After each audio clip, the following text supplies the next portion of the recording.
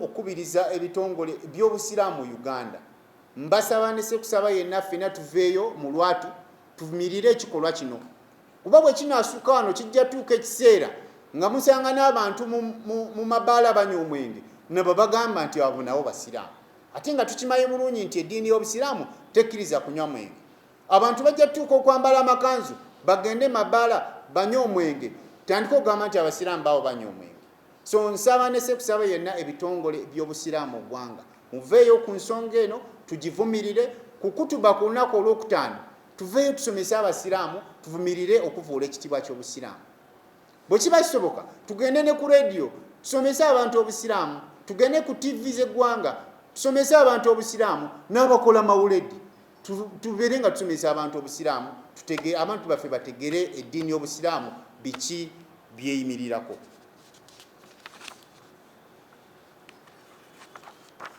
Nga tumaliriza tukoowola era tuvuddeyo nga tulina ensonga semasonga zetwagala okussaako nnyo essira. Abatuwuliriza mwenna bannayuganda yonna gye muli, assalaamu alaikum warahmatullahi wabarakatu. Be mulaba mu maaso gammwe ke kabondo k'ababaka abasiraamu mu paalamenti ya Uganda. Era ekituleese wano y'ensonga enkulu etambulira ku mitimbagano egy'enjawulo nga tulaba abantu abavvoola ekitiibwa ky'obusiraamu. Mwalaba ng'ennaku z'omwezi 3 omwezi ogwa Agusito 2026 mu musango gwa omukyala Susan Magara eyattibwa abantu ab'enjawulo, era abantu abo ne bavaayo n'ekifaananyi ne balaga nti baakola ekikolwa ekyo nga beesize oba nga beesigamye ku ddiini ey'obusiraamu. Tuli wano okuwakanya ekikolwa ekyo n'okuvumirira ekikolwa ekyo nesekuvumirira yenna kubanga ekikolwa ekyo si kya busiraamu. Ekikolwa ekyo kityoboola eddiini y'obusiraamu era n'abakitambuza bonna bakikola mu bukyamu mu kutyoboola ekitiibwa eky'obusiraamu. Eddiini ey'obusiraamu ddiini ya mirembe. Era ensonga lwaki ne bwe tuba twebuuza tugamba nti assalaamu alaikum, emirembe gibeere gy'oli. Tewali kawaayiro konna, tewali tteeka lyonna mu Qur'ani oba mu bisomesebwa Nabbi waffe Muhammad sallallahu alaihi wasallam ebikkirizibwa okutwala obulamu bw'omuntu omulala. Era ensonga lwaki mu Qur'ani Katonda atugamba bulungi nti omuntu asse omuntu kyenkanankana n'omuntu asse ensi yonna oba nga asaanyizaawo the entire generation okutta omuntu atya omu. So n'olw'ensonga eyo abantu abazze mu kifaananyi ky'obusiraamu nga bambadde amakanzu amapya tetumanyi gaavudde, nga bambadde enkofiira empya nga balina ebirevu naye nga tukimanyi mulungi nti ne makomera tebakkirizibwa kuba na birevu. Ekikolwa ekyo tukivumirira kye baakoze. Nze nali mbaddeko mu kkomera naye buli lunaku buli kirevu ekikulamu ku nsonga z'ebyobukulembeze buli kirevu ekikulamu bakikusazaako. Naye bano bye baleese mu kkooti n'ekirevu ekikulu bo balidde mu kkomera lyawo. So tuvumirira ekikolwa ekyo eky'abantu be baparedinze nga beekuusa ku ddiini y'obusiraamu nga bazze okutyoboola ekitiibwa eky'obusiraamu. Ekikolwa ekyo kikyamu era tukivumirira.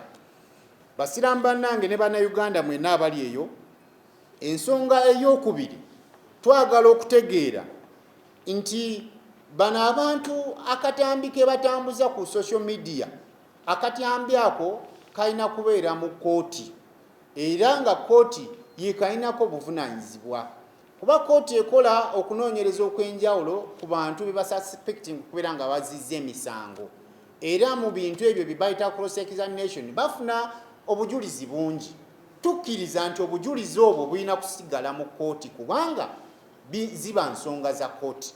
Ekibuuzo kitwebuuza nti akatyambi ako kavudde katya mu security ya kkooti ne katuuka ku TikTok ne katuuka ku Facebook ne katuuka ku social media zonna ku WhatsApp n'abantu okubeera nga bakasatulatinga. Kitegeeza nti oba oliawo waliwo abantu abakitwala nga nsonga nnyo okutyoboola eddiini y'obusiraamu mu kutambuza ebifaananyi ebyo n'obutambi obwo obuvvoola ekitiibwa ky'obusiraamu.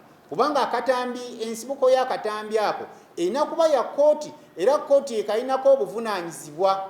So kubanga kavuddeyo mu kkooti ne kajja mu public ne katandika n'okugabanyizibwa kitegeeza nti wakati awo waliwo omuntu gwe tutategeera akifuula nga kyamakulu nnyo okutyoboola eddiini ey'obusiraamu.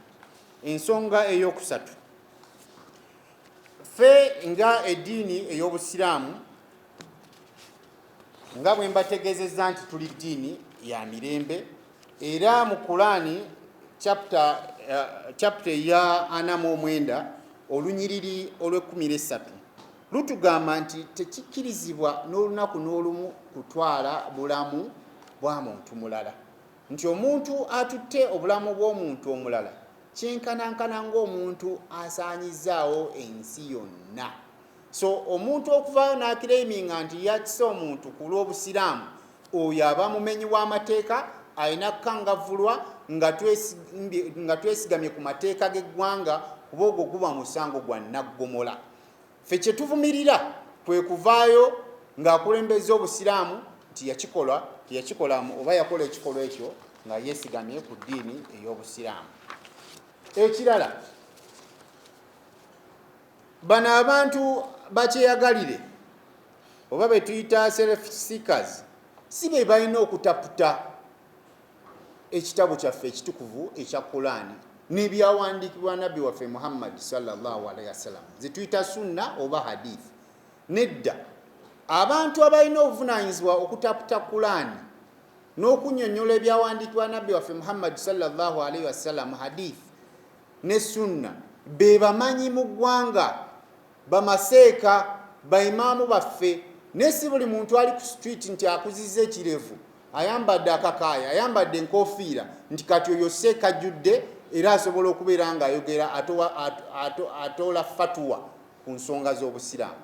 Abantu abo beeyagalira byabwe era ebigambo byonna ebyabavuddemu tubiwakanya kubanga tebiiraga kifaananyi kya busiraamu. Ensonga endala gye njagadde okubeera nga oba gye twagadde okubeera nga tutangaaza olunaku lwa leero kwe kusaba gavumenti eveeyo mu bulambulukufu ku nsonga y'okutyoboola ekitiibwa ky'obusiraamu oba kye tuyita Islamophobia. Obusiraamu ddiini gye tukkiririzaamu era tuli bangi, tusuka mu miliyoni 13 ez'abantu mu Uganda. Ekyo nno kitegeeza nti eddiini y'obusiraamu tugyagala nnyo kubanga Katonda waffe Allah subhanahu wa ta'ala ye ddiini gye yatwagaliza. Aya yasembayo okubeera nga Allah subhanahu wa ta'ala aliviiringa Qur'ani mu hijjatul wida. Katonda ategeeza al-yawma akmaltu lakum dinakum wa atmamtu alaykum ni'mati wa raditu lakum islaama diina, nti bantu mmwe mbagalizza eddiini ey'obusiraamu. Ekyo nno kitegeeza nti eddiini gye tusinza ddiini Katonda waffe eyagitwagaliza, era n'olw'ensonga etusaba gavumenti eveeyo eprotectinge oba erwanyise abantu bonna abavvoola ekitiibwa ky'eddiini ey'obusiraamu. Now, okubiriza ebitongole by'obusiraamu mu Uganda, mbasaba ne sekusaba yenna ffenna tuveeyo mu lwatu tuvumirire ekikolwa kino, kuba bwe kinaasuka wano kijja tuuka ekiseera nga musanga n'abantu mu mabaala banywa omwenge nabo bagamba nti abo nabo basiraamu, ate nga tukimanyi bulungi nti eddiini y'obusiraamu tekkiriza kunywa mwenge. Abantu bajja tuuka okwambala amakanzu bagende mabaala banywa omwenge, tandika okugamba nti abasiraamu baabo banywa omwenge. So nsaba ne sekusaba yenna ebitongole by'obusiraamu ggwanga muveeyo ku nsonga eno tugivumirire. Ku kutuba ku lunaku olwokutaano tuveeyo tusomese abasiraamu tuvumirire okuvuula ekitiibwa ky'obusiraamu. Bwe kiba kisoboka tugende ne ku rediyo tusomese abantu obusiraamu, tugende ku TV z'eggwanga tusomese abantu obusiraamu, n'abakola mawuledi tubeere nga tusomesa abantu obusiraamu, abantu baffe bategere eddiini y'obusiraamu biki byeyimirirako.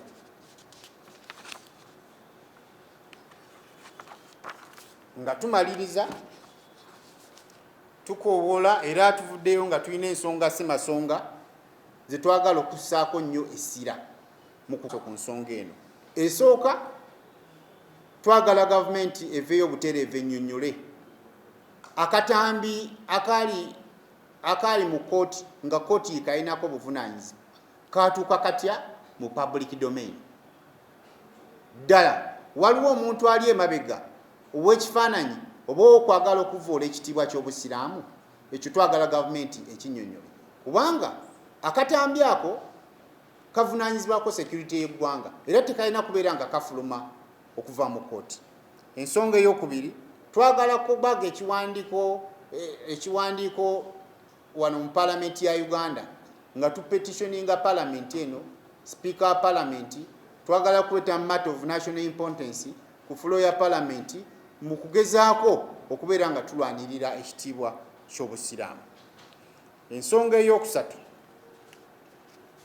twagala kubeera nga tuyita baminisita abakwatibwako ensonga eno, minisita owa internal affairs ne minisita owa security, bajje batubulire akana n'akataano nti ebiwandiiko bya kooti byatuuse bitya ku TikTok, byatuuse bitya ku Facebook, byatuuse bitya ku WhatsApp, era abange lwaki abantu babisharinga. Ekirala kye twagala okukolako kwe kubeera nga twengeginga ekitongole ekyamawulire mu ggwanga, Uganda Communication Commission UCC, mbagirawo basangule akatambi ako ku mitimbagano egy'enjawulo kaleme kubeera nga kaddamu okutambula, kubanga akatambi kafuluma mu bukyamu ate kavvoola ekitiibwa eky'eddiini y'obusiraamu. Twagala kubeera nga tuteekawo akakiiko wano mu ggwanga ak'ebitongole ebivunaanyizibwa ku busiraamu, mu balooya abalina akabondo k'abasiraamu oba kyetuyita Muslim Lawyers Association, n'abamanyi b'eggwanga. Tuteekewo enkola mu ggwanga egenda okuyamba obutaddamu kubeera nga ekitiibwa ky'obusiraamu kivvoolwa mu nkola ng'eyo. Ekirala, tulina ekitongole ekya Interreligious Council wano mu Uganda ekigatta amadiini gonna, abakatuliki, abaorthodoksi, abangulikani, abasiraamu n'abalala. Twagala kubeera nga twengeginga ekitongole ekyo kiveeyo nakyo kivumirire ekikolwa kino ekyokubeera nga batyobola ekitiibwa ky'eddiini ey'obusiraamu. Ekirala, twagala kubeera nga twekwata ku balooya tutapute amateeka agakwasa oba ensonga y'okuvvoola ekitiibwa ky'obusiraamu, obeera nga tusiga ebigambo ebibi ebyekuusa oba ebivvoola ekitiibwa ky'obusiraamu, n'okubeera nga tuteekawo enkola egenda okubeera nga ereeta obulambulukufu ku nsonga nti obusiraamu bulina kutambula butya. Byebyo bannayuganda, basiraamu bannange, bye twagadde okubeera nga tufundikira nabyo, naye nga maliriza nkubiriza bannayuganda naddala abasiraamu, emizikiti gyonna, olwokutaano tuveeyo kutuba zaffe tuvumirire ensonga eno, ensi etegeere nti abasiraamu oba obusiraamu ddiini ya mirembe, tekiririzibwa mu kutta abantu, eddiini yaffe, era tujagala ennyo, tuleme kukkiriza abantu b'ebweru bajje wano batandika okubeera nga balinyirira ekitiibwa kya ddiini yaffe obusiraamu. Maliriza mbategeeza nti kitukakatako ng'abasiraamu okulwanirira ekitiibwa eky'obusiraamu, newankubadde nga kyokka kye tusigazza okukola tugenda kubeera nga tukikola, tetugenda kwetiiririra mu kulwanirira eddiini eno ey'obusiraamu, kubanga ddiini yaffe Katonda waffe wakitiibwa Allah subhanahu wa ta'ala gyegitwagaliza. Olunaku olwaleero ebigambo byaffe byebyo ku nsonga z'obusiraamu, era nga bwe mutulaba wano tuli wano nga executive, akakiiko, akafuzi, akakulembera ababaka abasiraamu. Nange njagala kwegatta ku bigambo byonna ssentebe waffe byayogedde. Nze Bumaali Mpindi z'omumyuka w'akabondo k'abasiraamu mu palamenti okuvumirira ekikolwa ekyalagiddwa era bwe kigenda kizungira ku mitimbagano ez'enjawulo nti abakyala bagambye oba abantu omukyala ne bali abantu be ba assemblies nti bagambye nti ekikolwa kye baakolwa kisibuka mu Qur'an oba kiyigirizibwa mu busiraamu.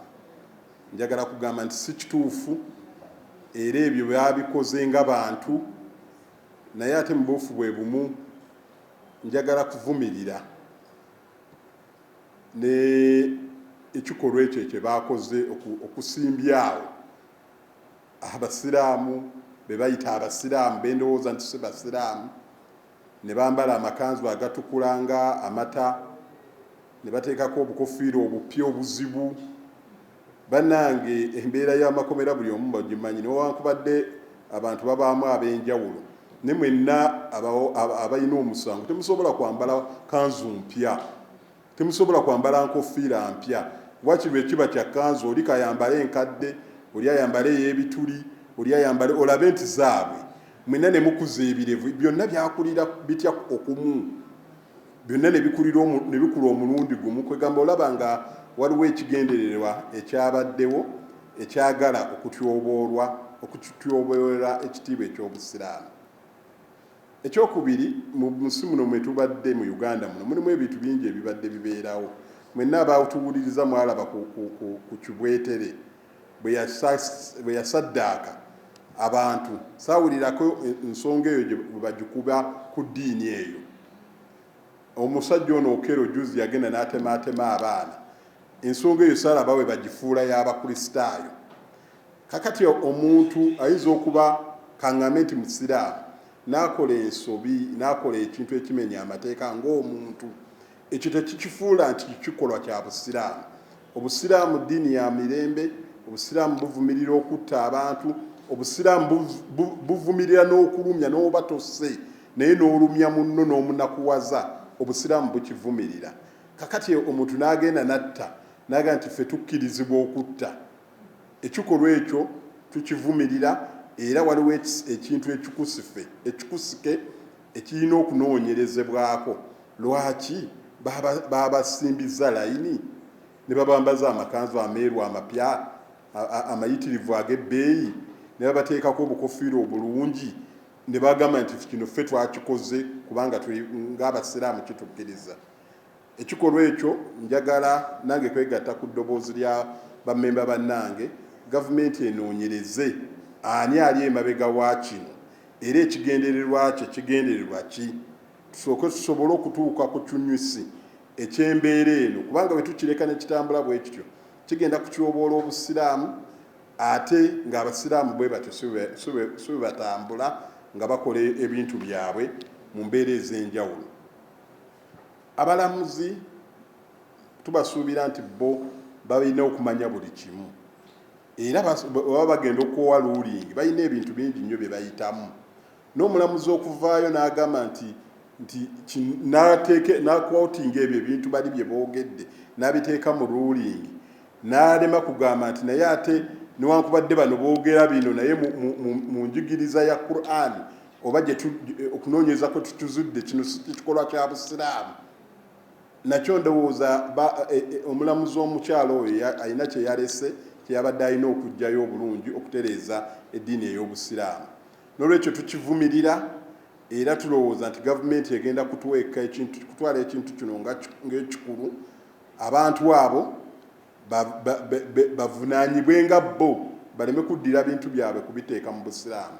Ekyokubiri, abantu bangi ab'amadiini ag'enjawulo bakola emisango egy'enjawulo, naye lwaki ku sayidi y'Abasiraamu omuntu waakola omusango obusiraamu bwe bufubutukayo ennyo okusinga omuntu ng'omuntu? Ffe tugamba ng'Abasiraamu ti omusiraamu waaba akoze emusango ng'omusiraamu mumuvunaane ng'omusiraamu, mumuwe ebibonerezo bye ng'omusiraamu, naye muleme kulowooza nti nange ataakibaddemu omusiraamu kinkwatako. Enkola eyo bwe tunaagikyusa ffenna tujja kubeera mu mirembe ate tujja kusanyukira ekyo ekigenda mu maaso.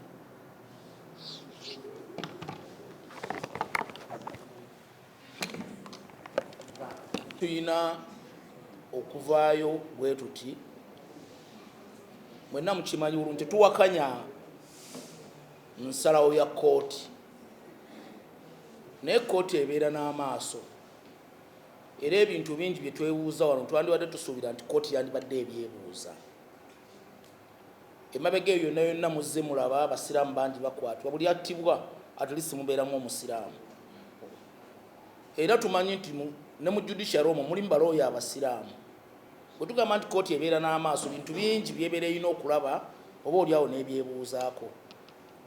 Bino ebimu byandibadde birabikirako ne mu nsala ya kooti, ng'omulamuzi awakanyiza ddala abantu bano bye boogera, kubanga ne mu kooti omulimu abalamuzi Abasiraamu era bwe twandisuubidde nti tabeebuuzizzaako ku nsonga eyo.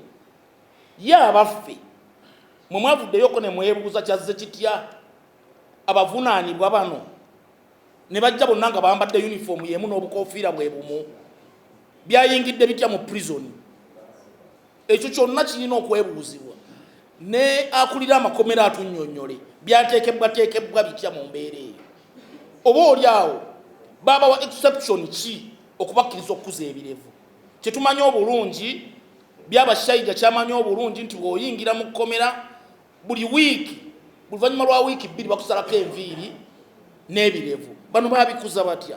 Tulowooza nti wabaddewo akakwate oba okutulima empindi ku mabega, okwagala okutuliisa engo ng'eddiini busiraamu ku bikolwa bye tulowooza nti oba baabizza guluma yaguzza ng'Abaganda bwe bagamba, si kukyambika abantu bonna. Eyanze nnyo toyanze.